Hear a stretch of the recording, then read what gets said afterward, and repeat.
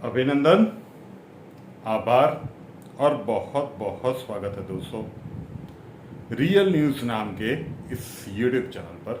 और मैं हूं आप सबका अपना रुपेन आर शाह। पिछले कुछ सालों में देश के प्रधानमंत्री नरेंद्र मोदी जहां पे भी जाते हैं, जो विकसित देश है, डेवलप कंट्रीज हैं, उनके राष्ट्र प्रमुखों के द्वारा भी, उनके प्रधानमंत्रियों के द्वारा भी नरेंद्र मोदी जी को बहुत ज़्यादा इंपॉर्टेंस दिया जाता है।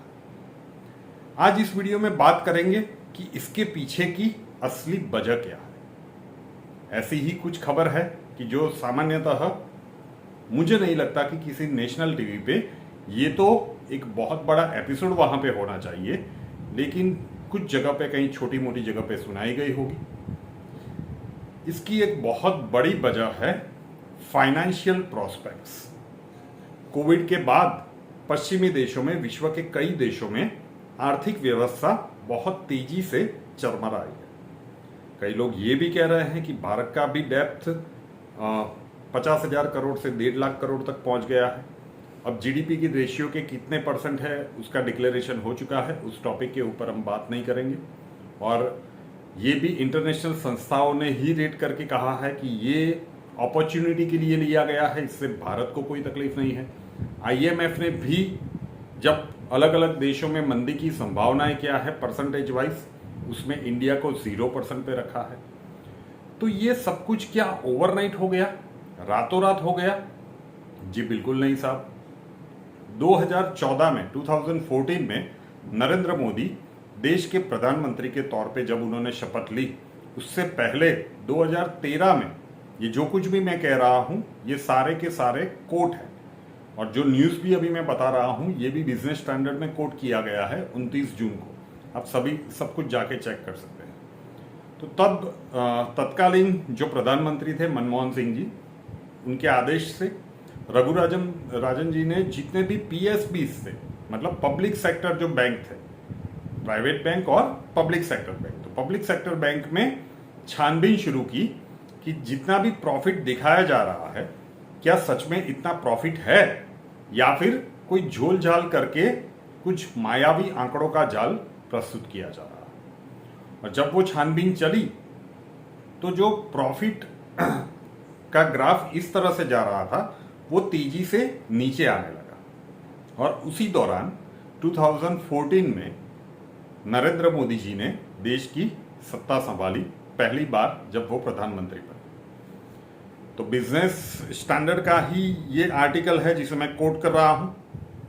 2015-16 से लेकर 2019-20 तक, मतलब लगातार इतने सालों में 2015-16 से लेकर 2019-20 तक का जो भी समय था, उसमें भारत के 11 पीएसबी, 11 पब्लिक सेक्टर के बैंक जो थे, उनका कलेक्टिव लॉस था 2,07,329 करोड़।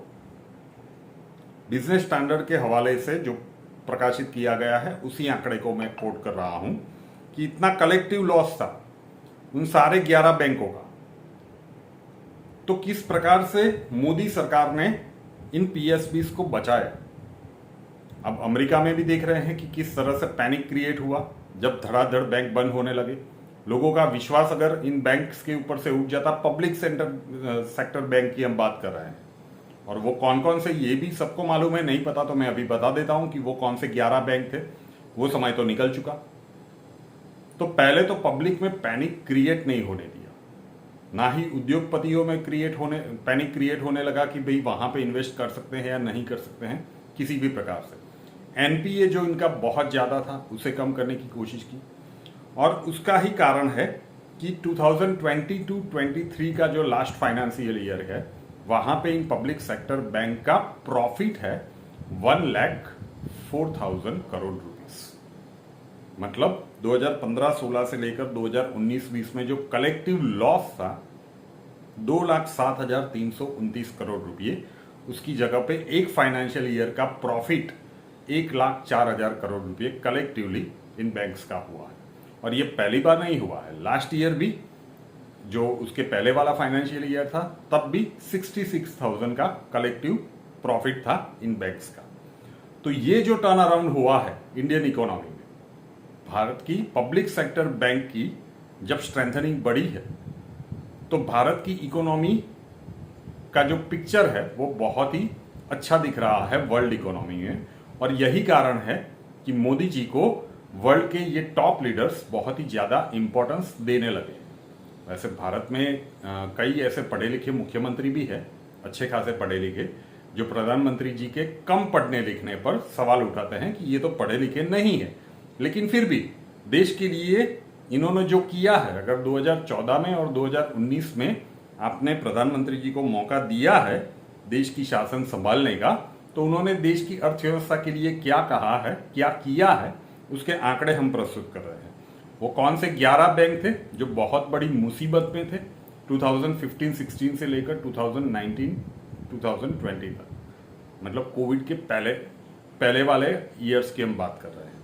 उन बैंक्स में थे Allahabad Bank, United Bank, Corporation Bank, IDBI Bank, UCO Bank, Bank of India, Central Bank of India, Indian Overseas Bank, Oriental Bank of Commerce, Dena Bank and Bank of Maharashtra. ये सारे के सारे जो कुछ भी है हम जो भी कोट किया गया है वो सारी चीजें हम बता रहे हैं। और ये 29 जून का ही आर्टिकल है बिजनेस स्टैंडर्ड का, तो इसके ऊपर तो किसी को संशय होना नहीं चाहिए। तो ये अर्थव्यवस्था को जब इन्होंने शासन की धरोहर इनके हाथ में आई थी, तब हम कह सकते हैं कि पूरी तरह से तलिया झाटक था भारत के देश की तिजोरी। पब्लिक सेक्टर बैंक की इतनी खराब हालत थी, इतने कलेक्टिवली लॉस में जा रहे थे, वहां से लेकर बाकी के विषयों में कोविड के बाद जिस प्रकार की भी आर्थिक स्थितियां बनी हो, वहां के देश के अलग अलग देशों के बैंकों की जो हालत हुई हो, लेकिन देश के पब्लिक सेक्टर बैंक को इन्होंने इतनी अच्छी तरह से मैनेज करके इतने प्रॉफिट में ला कर दिया है। तो ये किया है हमारे प्रधानमंत्री ने 2 बार शासन संभालने के बाद। और यही मुख्य कारण है कि जब भारत की अर्थव्यवस्था इतनी मजबूत है, तो विश्व के प्रमुख लीडर्स भारत की ओर एक आशा की किरण की ओर से देख रहे हैं। भारत बड़ा मार्केट भी है, और जब अर्थव्यवस्था भी इतनी अच्छी है तो कि भारत के साथ दोस्ती रखते हैं, हमारा भी थोड़ा सा फायदा हो जाएगा और हम भी शायद इस बैड फेज, जो बैड इकोनॉमी का फेज है, उससे बाहर निकल आए। खबर कैसी थी? रियल न्यूज था। ऐसी ही खबरें अगर आपको पसंद आती हो तो वीडियोस को लाइक जरूर से कर दीजिए, क्योंकि अभी नए नए हैं, वीडियोस को आप लाइक करते हैं तो यूट्यूब के एल्गोरिदम में हमारी पोजीशनिंग स्ट्रेंथन होती है। आपके जितने भी अपने हैं उनको शेयर कीजिए। 2 उसके नॉर्म्स है कि वीडियो को लाइक कीजिए और वीडियो को शेयर कीजिए, तो हम ज्यादा से ज्यादा लोगों तक पहुंच पाएंगे। और इस परिवार के साथ नहीं जुड़ते हैं, अगर ऐसी खबरें आपको अच्छी लगती है तो रियल न्यूज नाम के इस यूट्यूब चैनल को अभी तक सब्सक्राइब नहीं किया है तो कर लीजिए, साथ वाला बेल आइकॉन दबा दीजिए और उसके बाद 3 ऑप्शंस आएंगे, ऑल के ऊपर क्लिक कर दीजिए ताकि हर नए वीडियो की नोटिफिकेशन आपको सबसे पहले मिलती रहे। नए वीडियो के साथ फिर मिलेंगे।